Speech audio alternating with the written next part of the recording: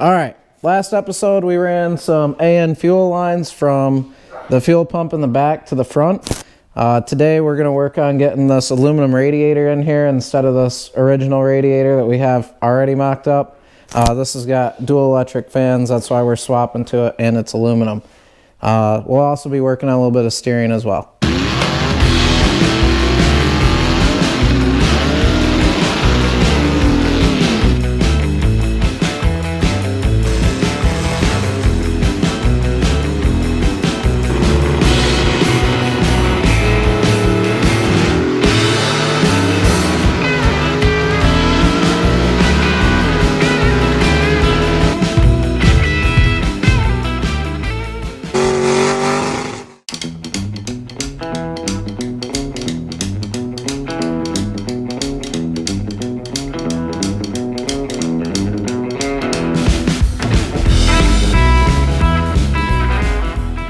The steering, we actually went ahead and thought of this before we welded the frame up and painted it. We welded a Heim joint to the back side of this motor mount here, and that's going to be our first pivot point for the steering setup. Right now, Dad's working on getting a bearing set up for the steering column to come through the floor here. So we're just working on getting, we just actually did a little bit of a front end alignment here. We're going to be getting this universal joint tightened to the Vega steering box. We're going to run this double D shaft through the Heim joint.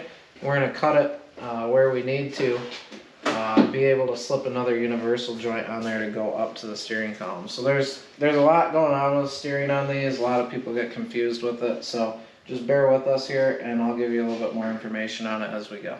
Alright, we have got the universal joint tightened down to the steering box. There's a notch on the stud that sticks out of the steering box where your set screw goes through.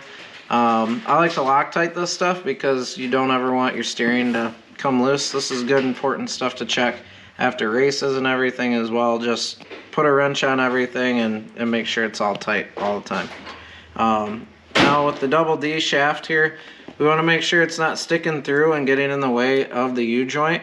So you just make it flush inside of here. We got our set screws. We like to run a Sharpie in here, make a mark.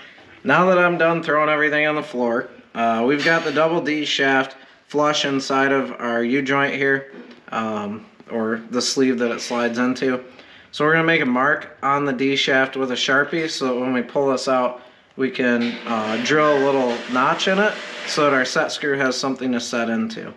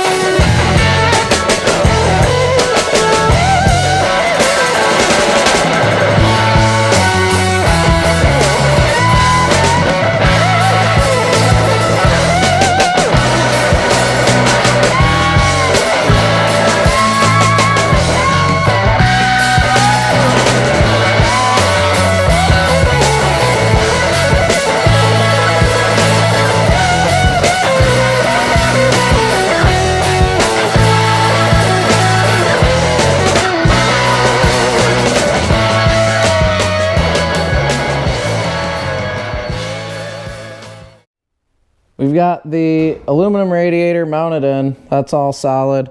We tightened up all our steering links, set the front end alignment here that's in the garage. We just towed it in about an 1/8 inch, so that'll be fine for street driving.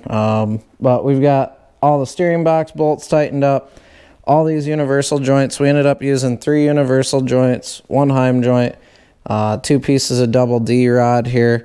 We took a bearing that we had laying around in the garage. We shortened up the original column. We slid that bearing in there. We actually turned the end of the original steering shaft into a D shaft so that the U-joint would slide on there and we could lock it down. When we did all that with the set screws, we made sure to dimple them all and use red Loctite to put them together. So now we've got steering in the car, which is pretty sweet. That's something we didn't have before. You can't really tell because it's manual, but it works. That's a big step forward. We got the radiator in. We were waiting for jets for the carburetors and some dash 6 AN line to run from the regulator up to the carbs. So maybe next episode we'll be getting the carbs on here with the rest of the fuel lines, and I can show you what we do to rejet some Edelbrock 600 carbs.